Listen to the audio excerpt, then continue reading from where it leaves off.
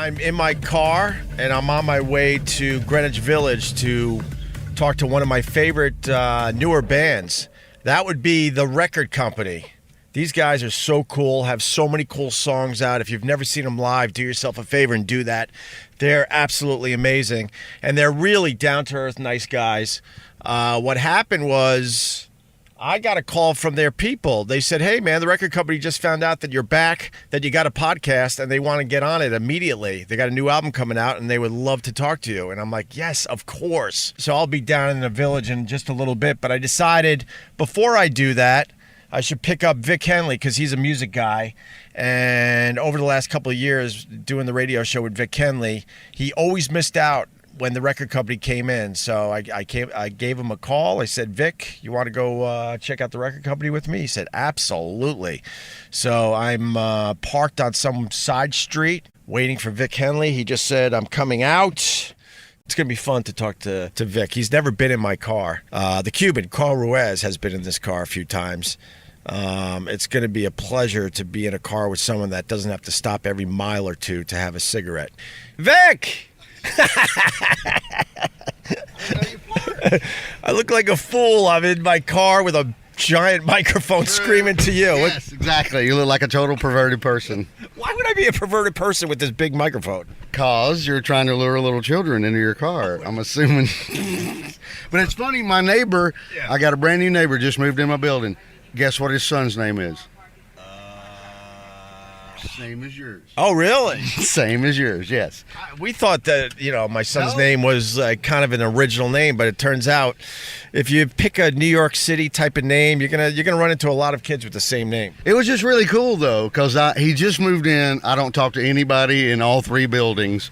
And I'm like, hey, I'm your neighbor. If you need me, I guess ask me for something.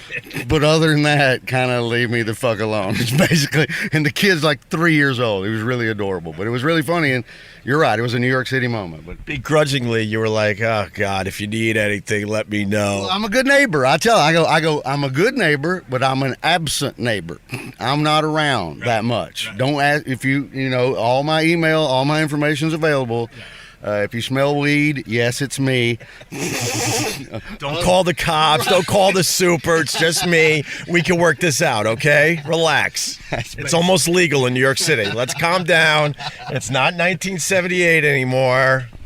But I've been telling them, for everybody that I meet down through the years, I'm like, look, if you really need something, I will help you. But don't ask me for too much. How long have you been in that building? 22 years. How many people do you honestly know past just saying hi and, wow, it's a nice day outside? Well, there's 30 people in 3 buildings joined together.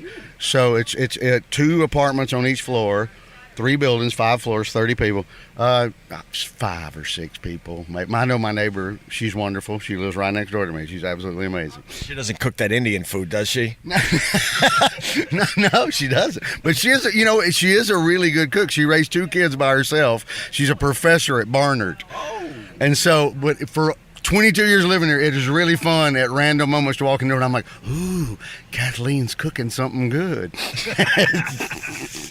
My friend lived in Framingham, Massachusetts, and there was a lady that cooked Indian food, and it would just smell up the entire floor. Now, I like Indian food, but that stuff will smell long after you're done cooking and eating it. Well, hers is mainly, it's not that. It's fried chicken, and nice. I mean, she was married to a Canadian dude, and Thanksgiving in Canada is a month before us. Yeah. It's in October instead of November.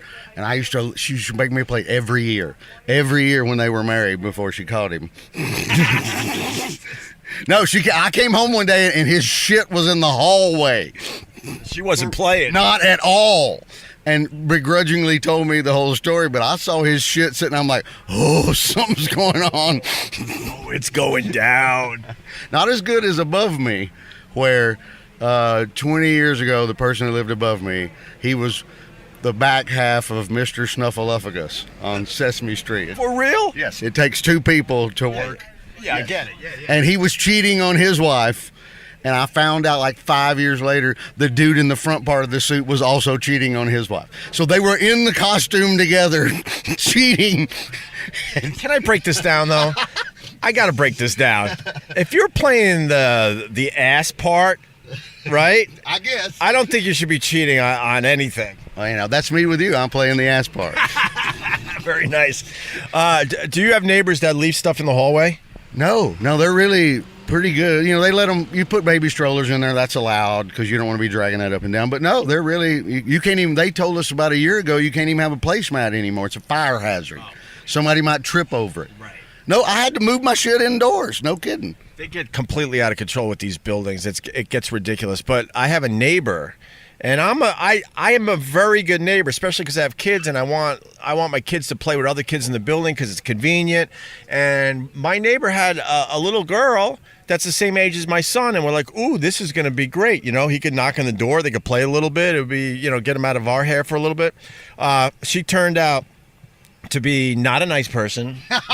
She turned out to be extremely OCD, I think, because she would complain to the building every time we left something outside our apartment in the hallway. And I'm talking stupid stuff. Umbrellas, shoes, maybe gloves and hats in the winter, maybe an occasional scooter from one of my kids, right? And she would complain every time, and I would have security knocking on my door. Duh, duh, duh. You got to remove the stuff from the hallway. It's a fire hazard, like you were just saying. And I'm like, all right, who's the rat? And I have people in the building that really like us, and they finally told me who the rat was. It was this lady obsessively complaining about us. I don't even understand. I think, actually, you and I ran into her on the street one day, and you were very cordial. Even because you knew all this, and you told me basically what you just said, but you were as sweet as you could be on the street. And when she walked away, you told me everything. Did I tell you the story of her kicking our stuff? No. All right, so it was winter. We left all the kids' stuff out in the hallway, gloves, hats, their boots, let it dry out in the hallway. And all of a sudden we hear some commotion, and my wife looks through the peephole, and this lady, like a lunatic, is kicking our kids' stuff as hard as she can as she waits for the elevator. And then here's the other part of that. Then her little kid that we thought would be nice, friends with my son, was following the mom's lead and kicking my kid's stuff. Well, you want to teach your children to be an asshole. I guess you just want to lead by example sometimes and be a giant dick and show, that's horrible. And then we, obviously we caught her red-handed because we're looking through the peephole. So my wife opens up the door really fast and goes, "What are you doing?" And she goes, now she's pleading innocence like she didn't do anything. And I'm like, my wife's like, "Well, how did my kid's stuff, get thrown all over the place unless you were kicking it," which I know you were because I was watching through the peephole. Well, and what happened? She was nice to you on the street that day, so did she act embarrassed and feel bad? And no, she was as stoic as they come, and she just denied, and I got right in her face. I'm like, "Don't fucking kick my kid's stuff anymore, or we're gonna have a real problem." And the weird part is the husband I get along with. I think I remember that part of the story too. I do remember that part of the story. Well, the shit didn't levitate and move itself. Yeah. So, but I'm glad I've never gotten any of that. I kind of get the feeling that he wants to tell me, "Look, man, I can't control her. Kind of staring at the floor. Yeah, because he gives me these looks like, I've tried, bro. This is all you now, man." Well, then you got to be the bad guy, I guess, in the building. But we lucked out, and we found out that they're moving. Oh, nice. Oh, that's even better. I can't tell you how many people. Not really. Maybe only since I've been living here 20 years, only maybe 7 or 8 people have come and gone. Mr. Snuffleupagus, and he left. She sold the place. She moved to Chicago. But everybody else is pretty good, I think, as far as I know. So do you have one of those buildings where you leave on a stretcher? Yes. Or I should say a gurney? Well, when I moved in here, yes, I've seen 3 people die. There was an old man living with his 2 sisters. They're all Irish. And they were like 85, 83, and 80. And they've been living there for 45 years when I moved in. And he had a big black lab named Luke. And I used to see, his name was Luke, and Clancy was the dog. And I would see him sitting out front all day long because you don't want to walk up 5 flights. Once you come down at 80 years old, you got to, But they were paying like $70 a month to live there when I moved in. It was still, rent control. We hadn't gone co-op yet, and everybody was buying. And they had been living there for 45 years, paying $70 a month. That is wild. Sorry, I'm trying to multitask. I'm listening to the GPS. I'm going down this crazy-ass hill, and I'm trying to podcast with Vic Henley. And you're turning on the 2nd Avenue right now. Are you going to take the FDR? Tell them where we're going. I told him. I set it up, but I could certainly say it again. Yeah, we're turning on 2nd Avenue. We're going down to the Village to talk to the record company. I love those guys. I told you when we talked about this a little earlier, that this is where good things happen in the bathroom at Sirius. This is where not bad things happen and careers and lives are altered. This is actually, hey, is there anybody I might not be aware of that I should be listening to? And the dude, we're all standing there at the urinal, and whoever it was, you know him. It was Mark Goodman, one of the original MTV DJs. Oh, it was, right. Who lives in my neighborhood, and he's a really, really nice guy. I see him on the street a lot, and we've kept in touch since my demise. But he told us that day, he's like, dude, have you heard the record coming? And we were both like, no. And so, God bless Mark Goodman. I was instantly hooked, man. They kind of have just such a cool groove to them. They got like kind of a bluesy thread, obviously, very original, and it's one of those bands where you could just put the whole album on and just kind of hang, man. It's great. Well, that's what you want to do. Is back in the day, it was sequencing. It all comes together. You put it on, you go all the way through. So I did not get to. You went and saw him, I thought, or did you just talk to him? But I missed. No, I saw him. Yeah, I missed him. But I want to go see it. I saw Blackberry Smoke. We've had some good music on the show. That was the band that I was supposed to see that I didn't go to the show, and I'm kicking myself to this day. Blackberry Smoke, because that's another band I really, really enjoy. That was a Jim Florentine. Mr. Jim Florentine suggestion. Yeah. And Greg Allman did a single with them, and Free on the Wing, I think, is the name of the song. I think you're right. I do think you're correct. It's a great song. Well, we've had Nathaniel Rateliff and the Night Sweats, the record company, Blackberry Smoke. Who else? I mean, it's really, that's what I'm saying. I haven't seen these guys, so I'm looking forward to bothering them with my musical geekness. Well, that's why I brought you along for the ride, man. This is so weird that we're actually podcasting and driving in Manhattan, but it's a beautiful, beautiful day in New York City. What else was I going to tell? Oh, I have to tell you another thing about the record company. I'm not sure if you even know this, but we hit it off so well that they had a video they made for Rita Mae Young, which is an amazing. Oh, I saw that. You should. Yes, absolutely. With the girl with the hula hoops. Yeah. So the story goes, the girl with the hula hoop. She's a hula hoop girl, and she made these videos that went viral. I mean, stupid viral. I'm talking 10, 20, 30 million views.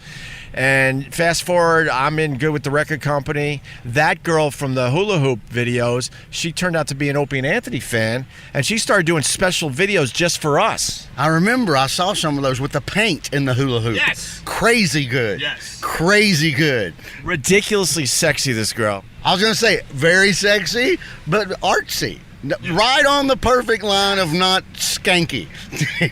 just really sexy and cute, and the whole hula hoop thing with the paint was amazing. Yeah, you nailed that, actually. It was just very sexy, yes, very seductive, but not going over the line, which I kind of like. I like that. No, it was perfect. Leave a little to the imagination, damn it. It was absolutely perfect. So then the record company, I don't know how they connected. I'm not sure, because the record company's been cool to us, like I said. So I don't know if somehow they were turned on to the hula hoop girl through our show or not. I don't know. She obviously had quite the fan base, the hula hoop girl. So then they had this song, Rita Mae Young, which is awesome. If you've never heard it, you should check it out after listening to this podcast. And long story short, they got the hula hoop girl in it. It's just her as the song's playing. You don't even see the band. And then the record company goes, hey, man, we got this video for Rita Mae Young. We want you to release it on your personal YouTube channel. I'm like, what? That's nice. No, I'm telling you, that was the good part about Sirius, was roaming through those hallways and you bump into a Mark Goodman or somebody's got a recommendation or something. And 90% of the time, it's awesome. Really, really good. Don't hit this fan. Well, I think I heard you. I was panicking there for a second. Don't hit the van. Watch out for the Fox bus. So we're approaching the 59th Street Bridge, so it's about to get ugly. Oh, yeah. Isn't Dangerfield's around here? 61st and 1st. We're on 2nd. Yeah. Oh, yeah. We're still way up. Okay. Right. I call it the sadness. Why the sadness? Because Rodney didn't even work there when he was alive. He lived upstairs and would walk down the street to 77th and Catch a Rising Star 77. He walked 15, 16 blocks from his own club because his own club was so bizarrely odd. And it still is, and I worked there, but it's really... The sound system in the front's been blown out for 30 years, so when they tell everybody you need to move into the showroom, all you get is Charlie Brown's teacher. Why would they fix that? Because they don't fix anything. They don't. It's literally 1977. They have not turned one page. It's creepy in there and very, very dark with those lamps, those little, I think they're little red lamps on every table. Little red candle lights. They have their actual candles in the little red lamp. They have still going. Only waiters. No women have ever worked there ever. Everything's painted black. The carpet, the bar, the ceiling, the wall, everything's painted completely black except for the little red candles you're talking about. And Chario's been working there. He's an old Greek man that's the original Raider there, and he's 105 years old if he's a day. I swear to you, if you didn't know any better, you thought you were going to a wake. And he tells, right, and it's just, the things that used to go on in there, one of my favorite things he used to do is totally gross, and they would just do it to scare people. Chario, the old dude, had a laptop, and he would unfold the laptop and open it up and leave it when you walked in the front door, and all he put was black porn with giant black men having sex with white women in the butt. And they would just leave it there, so when the customers walked in, they just enjoyed, the bartenders and the other 2 or 3 waiters, they enjoyed the shock value of just watching some family from Iowa walk in and look at this crazy, nasty porn thing. Is this real? It's completely true. They finally made them. This went on for at least 7 or 8 years. Did anyone complain? And finally, they stopped it. Yes, someone finally complained, and then it was the weirdest thing ever. And they're all just grinning and winking and looking at each other. What took them so long to complain about this? So I don't know. I'm not a regular that often, but I'm telling you, that's one of the funniest. All the comics knew about it. We were all talking about it all over the city. Even when some of us didn't work there, we were like, you got to at least do 2 spots a week just to walk in there and watch Chario scare the people with the black porn. Do you remember the day when it ended, or just one day it just wasn't happening? It wasn't happening anymore? Oh, okay. That's amazing because of this whole Me Too movement we're going through. It was the most, and then after that, they went to the little brochures and pamphlets that would advise you to tell you where all the creepy, weird stuff was in the city. So they would just leave that on the bar, so people would order a drink and then pick something up and look at it, and it would just be 3 guys on a 3-way with each other, just having a lemon party. Right? It was so they, after the laptop, they still went to the brochure porn for about 2 more years, and then finally the boss came in and all right, enough with all this. Put the ugly shit away. Quit scaring people. We're trying to run a business here. That is so weird. That brings actually up another memory. When I've never, have you ever had a real job? No.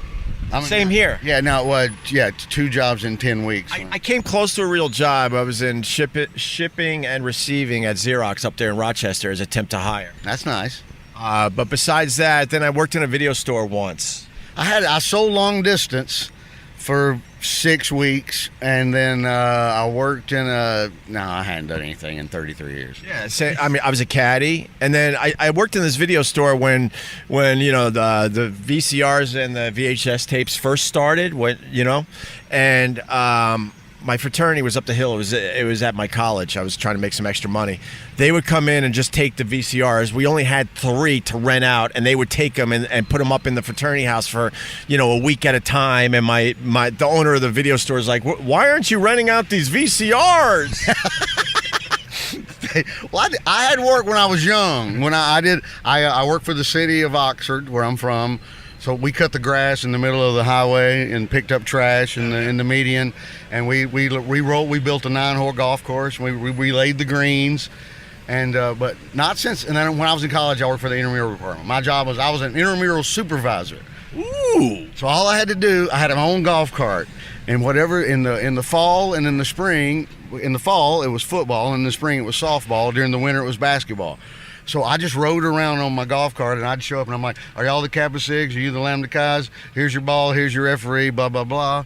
and then I would roll on to the next field. That's not a bad job. It was amazing. When I worked in the video store too, I was a hero, for Geneseo. That's where I was at the time, because that was the only way you could get porn.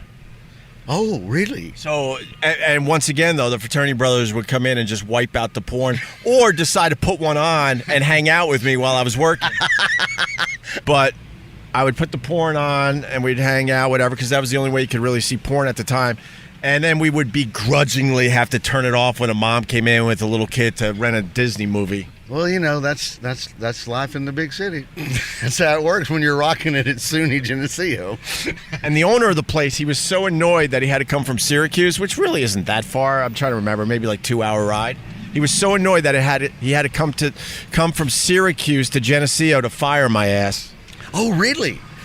So that was his only beef, was that he had to drive. He couldn't do it over the phone. He had to drive 2 hours to tell you to stop it with the shenanigans. I don't remember all the details, but I remember specifically that absolutely he drove all the way from Syracuse to fire me, and he made sure he told me how pissed off he was that he had to drive in to fire me. And the reason was that his numbers were dramatically lower. Because y'all were grifting. Yeah, because the fraternity brothers were taking the VCRs and wiping out the porno, because, that was big business back then for those video stores. I remember that was the first time I saw porn was when I was in college, I think. And some girlfriends of mine actually had a neighbor that found something, and we all sat around, and it was just more weird than anything. It was old 70s porn, 80s, 70s porn. I got you beat, actually. When we were in high school, I'm embarrassed to say this, but I think people will relate to it. Because now you say you do this, people go, that just simply doesn't make sense. So I'm trying to set this up and defend myself before I say what I'm about to say. But on Long Island, there was a Bayshore movie theater that showed porn. Ah, the old school. And so me and my buddies in high school would go, all right, hey, you want to go to the Bayshore movie theater? We would all, pick up everybody, get a couple 6-packs of cheap beer, liquor up a little bit, and they would go into the creepy theater to watch porn. That's how I first saw porn. This happened also when I was in college. It was on Saturday night at 12:30, midnight, way after, and my friends and I tried this a couple of times, but then the weirdos in there, like, masturbating and stuff, scared us so bad we quit going. We went in there like 7 or 8 regular people, and there was just 3 old creepy dudes with the long overcoat on, and we were like, oh my God. We definitely felt all that, and it was just weird, but I'm talking in the 80s, man. It made sense at the time that this is what you did to, because you didn't want to go in the porn theater by yourself, because you literally felt like you would be assaulted. Well, that's where we had the drive-in my town when I was growing up. No. And they would put it, again, only on after midnight, and we all knew in high school where to park our cars up on the side of the hill. Where you don't need the volume. No. Is that really true? That's totally true. This is also, and Ron White told me, remember his story where he had the same thing in his neighborhood, and the dude caught him. And remember his mom told this story on our show, because they were running, the dude caught him, and they were running, and Ron's friend was skinnier than he was, and he dove under the fence and crawled out, and Ron's fat ass got caught on the fence. And so they got him, so they had to call his mom to come pick him up. And Miss Barbara told this, she's like, bless his heart. He was like a little hog under that wire and couldn't get out. Totally good. I'm jealous of these kids today because, you just turn on your phone and there's the porn. We really had to search it out. Oh, you had to work? Well, these guys, in a lot of comics I've heard, and they have really good jokes on this, where the premise is that, we're an accessible generation for click, anything gross or weird you want to see is available to anyone on their phone. And so now when these teenagers start having sex with somebody, if they go straight porn mode, they look like weirdos. We were just making out and trying to grab a boob or something. They're doing chirping bird and every kind of odd. People don't even know you're like, we're 18, dude. What's going on?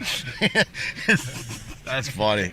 My move when I was growing up was I had a paper route for a little while, and then one day I saw like old magazines and newspapers are all tied up in bundles.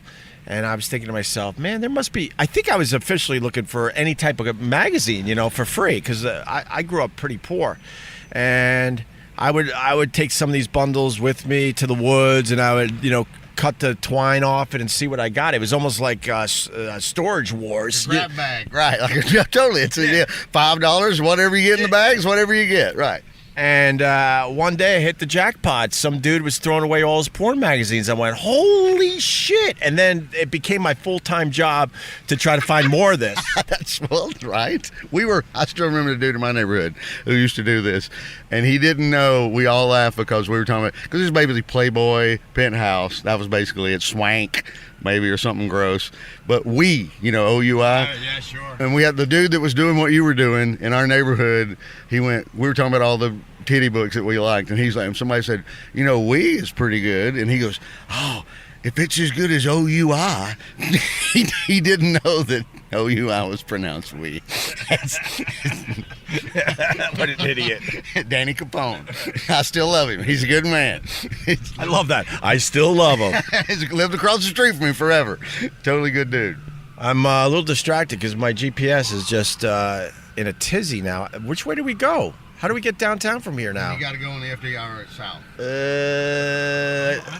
I used to think you could get on right up here, so I'm not sure. But it says dead end. So. It does say dead end. No, it's telling you to go to the Harlem River Drive, which is north. What the hell? All right, I'm going to pause this because we got to figure out where we're going.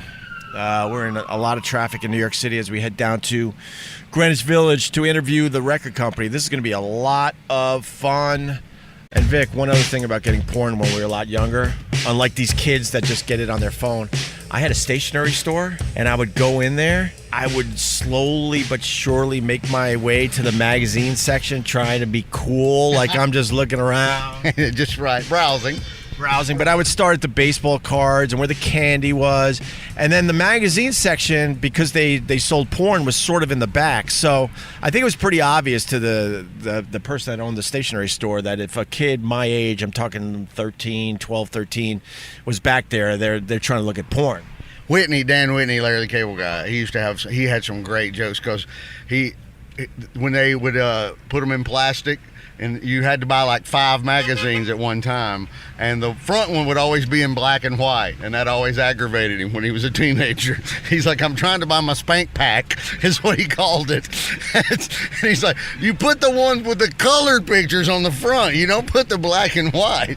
Or somebody's really, really desperate if they buy the spank pack with the black and white on the front. I was laughing. Now you missed a turn. I was laughing so hard I just missed our turn. So that gives us more time to talk, I guess. Now, how the hell am I going to get over there? I don't know, but this policeman looks like they may help us. I don't know if that's a man or a woman. I don't know if this man or a woman. I think it's a dude. It's a dude. Yeah, it doesn't matter these days. I don't even think you can acknowledge gender. No, but how horrible is this job? This is the worst job ever. Seriously, standing here at 2 p.m. on the Upper East Side in Manhattan, it's not even rush hour yet, and there's 2 of them. Look, yeah. That's crazy. And they have no hearts. They hire a kind to be these traffic cops. I like the guy. Look at the shirtless man crossing the street over here. Here's a New York City moment. Right there, running, shirtless. Run, Forrest, run! He's got his earbuds in. He didn't hear you. He laughed. The cop laughed. Hey, I need to take a left, though. Oh, no! We love the story. He told me. I made him laugh. Thanks, man. Thank you, brother. You got it, man. You guys have a great day. We will now. I know I'm blocking, but he told me I could go. Wait, this is really awesome, though. That's a good New York City moment we just had right there. You made him laugh with the Run Forrest Run, and now we're making an illegal left turn from the right-hand lane, going across 5 orange cones. Here we go. We're on. We're in. Done. Thank you. Thanks. Thank you. Oh, my God. He just let us cut in front of 20 cars. We literally would have had a sit through probably 5 lights. We would have had to go down to the 50s. We would have not. No, you made the dude laugh. The power of comedy, Mr. Greg Hughes. Yeah. For people that like New York City, we're on the FDR and we're driving under the 59th Street Bridge. Or the Feelin' Groovy song, Simon and Garfunkel. Or the intro to Taxi. Absolutely, yes. Doo-doo-doo. Bob James played that theme song. I think. Oh, Christ, you and your music knowledge. I'm going to close your window. I'm sorry, but I don't know if... oh, now it's really quiet in here. Ooh, now it's very intimate. I'm glad that you started driving yourself again. All those drivers you had all those years were just depressed. You were mean to them. I wasn't mean. Vic, come on. I'm making all this up. You never had... No, I'm completely making all this up. As far as I know, you've always driven yourself. I need your help. I'm actually trying to show people what kind of person I really am. You can be regular. Can be. Sometimes, I tell everybody, he sometimes lets me come out to Long Island and feed the swans. It's because you got a whole herd of them. I don't think it's called a herd. It's a gaggle of geese. Yeah, let's go with a gaggle. I have geese. Now I have geese. Okay. And I had a million drivers. I had Club Soda Kenny, who was great to me. So the stationery story. So then I would kind of make my way to the magazines, and then I would watch the mirrors in the store, and then I would pick my moment and I would go for it. It was the only shoplifting I ever did. Ooh, I used to only steal music. I used to steal 45s. Really? Yeah, one of my friends and I one time, there was 3 of us, and we stole the entire, at JCPenney, they put the top 30, and we stole 90 45s. We stole the entire top 30 for all 3 of us. 90 records. My mom came home that day and goes, "Where'd you get all this?" I'm like, "I've been saving, I've been cutting grass." And she's like, "You ain't been cutting grass." I go, "I got a paper. You don't have a paper route." She let you get away with, though, obviously. It was the old kind of, don't ask, don't tell kind of thing. It just turned into, we were dirt poor as you were growing up. So somehow maybe that was showing a little initiative. I stole what I wanted and didn't hurt anybody. So very nice. And then I would run for it. I would grab the magazine and run for it, and then I would pretty much bury it in the woods behind my house out there on Long Island. Everybody, my friends used to do that. They always had their stash hidden in the woods for some reason. Well, you can't bring it in the house. But it's going to get rained on or, messed up somehow. No, man, you're a rookie. You got to put in all sorts of plastic, not just one plastic bag. You got to use multiple plastic bags. I do remember, though, that some nights I wanted some alone time, and it would be a whole thing how to get the magazine in from the woods into my bedroom for the night. Oh, wow. I don't even... It was like date night. Yeah,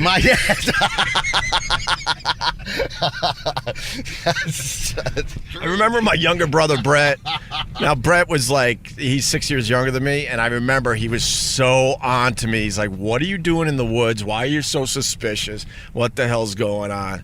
I never let on, but I know to this day that he was on to me. And then I would get it into my bedroom. My brother is so much older than me.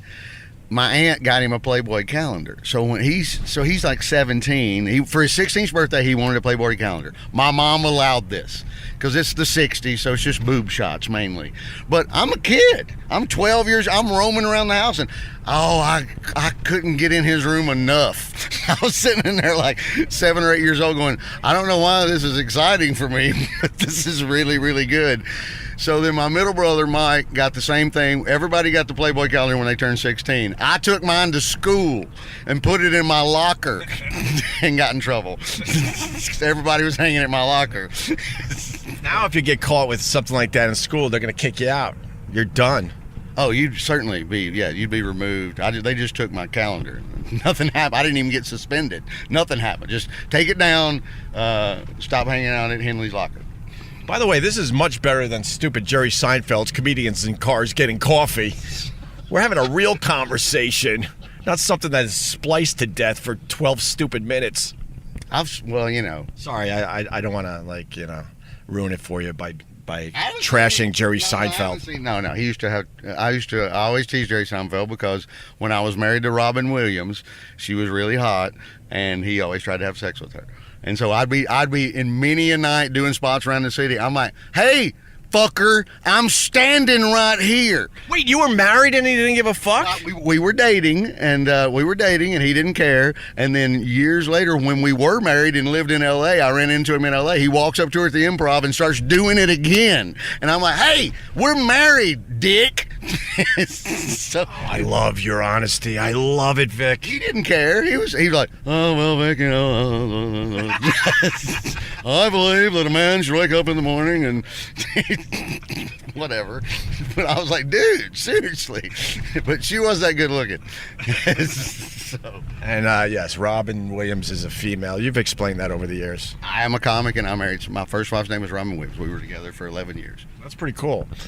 All right, now, huh? No, I mean it's not pretty cool for you, but hearing that you're a comic and you met, yeah, I guess you're right. What am I trying to make something out of that? It's just stupid. Well, I told the original Robin Williams that when I first met him at the Cellar one night. We were sitting there, and I go, hey, you know, I married somebody. She's from Houston. Her name's Robin Williams. He kind of laughed a little bit. And I go, that ain't the funny part. He goes, what's the funny part? I go, she's hairier than you. Was she really? Oh, God. Full-on Kaepernick out of the butthole. A full-on Kaepernick afro wig out of the butthole. What nationality? Some Filipino and white. So Texas. Dad was Filipino, and his mother married an American serviceman, so she was 1/4 Filipino. But I don't think that had anything to do with the hairy. They're not hairy people, as far as I know. But I don't know, Vic. I just know. I know that I get to tell this because it cost me $83,000. So let me have this moment. I will be mean and name call and say you have a hairy bunghole because I paid you $83,000. I gotta tell the people something about Vic Henley. Done radio with him for a bunch of years at this point. He's never called me to say, "Could you edit that out?" No, and why would I? No, I don't blame the people that do over the years call me and go, bro, I was feeling it, but now I'm having second doubts. Could you take this out or do this for me? Which kills me every time because I know it's the good stuff, but whatever. But you have never told me to take anything out of the radio show, the podcast, nothing. I don't care because it's funny, supposedly. Supposedly. Nah, there's some laughs here for sure. For sure. Speaking of Harry, I lost my virginity to a girl that had a very rare birth defect, and she had what I can only describe as almost like I guess you can't call it a mane, but it was thick hair, not a little hair, not like peach fuzz that you know a lot of the women have, but it was thick, dark hair that went the length of her spine. Oh my God! See, that would be that. I just kind of want to pet her all day long. She was beautiful. I'm sure you did, right? She was beautiful, big blue eyes, but man, it turned me off to doggy style for a while. I had one that was crazy about me in high school, and she had a full-on mustache. I mean, it was a Billy D. Williams, but she was smoking hot. She was a cheerleader from the crosstown school, and all my friends, and I wouldn't go out with her. She was crazy about me, and all my friends are going, dude, ignore the mustache, just ignore it. I'm like, it's a full-on Colt 45 Billy D. Was it really that bad? It was pretty, it was pretty bad, and then they all said, no, you got to overcome this. You got to overcome this, and so I did. That's tough to overcome, I think. Did you hint that she should wax it or anything? No, I never brought. My only out was her mom brought up some stuff about my family, and so I probably was getting ready to break up with her anyway. And then I went to pick her up one night, and it was the mom. The mom was the old 800-pound woman that's married to the man that weighs 90. They're the number 10 when they're standing together. And I was waiting. Chubby chaser. And she was late, and her mom said something about some stuff that was going on around town with my family. And I went, bye. I go, tell her I said, you're a fat piece of shit, and I'm never going out with her again, and she should fucking wax that mustache. No, a parting shot. And I walked out the door, yes. Her dad owned the Harley Davidson dealership. Oh, you got balls. In our town, right. You got balls. Well, I thought he was, I could have broke him in half, and I'm not a badass. Yeah, but what about his friends? Yeah, I didn't think about that. No. Bikers don't play, man. Now, when you're 17, you're not thinking clearly, but... That is true. I think we're almost where we need to be. We're on Houston. Yeah, we're actually really close. So why don't we do this? Good place to stop. I'm with Vic Henley. I'm in my car, and we're going to be talking to the record company, a great band, in just a bit. So I want you to stay there. While Opie and Vic Henley look for a free parking space, I'm here to give you a little sneak peek of our next episode with Chris Voss of The Record Company. By the way, the great chef Carl will join us for that as well. All right. First of all, I want to say I'm going to cry because I'm in a real studio for the first time in almost a year. Vic Henley and Carl. How does this feel to be in a real studio? Feels like we have like a real job like we used to before you messed everything up. Right. Wow, I'm laughing. Before someone decided to illegally film in the bathroom, like everyone knows in America you're not allowed to do. Yeah. But, now this feels like actually something creative might be happening. It's pretty, well, we'll have to wait and see on that. Chris has got to carry us. I ain't carrying nothing. You're going to tell you right now. Boo, boo, boo, boo, boo, boo, boo.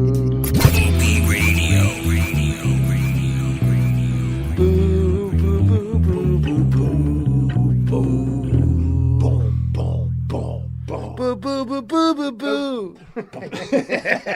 Boo boo boo boo boo boo boo boo boo boo.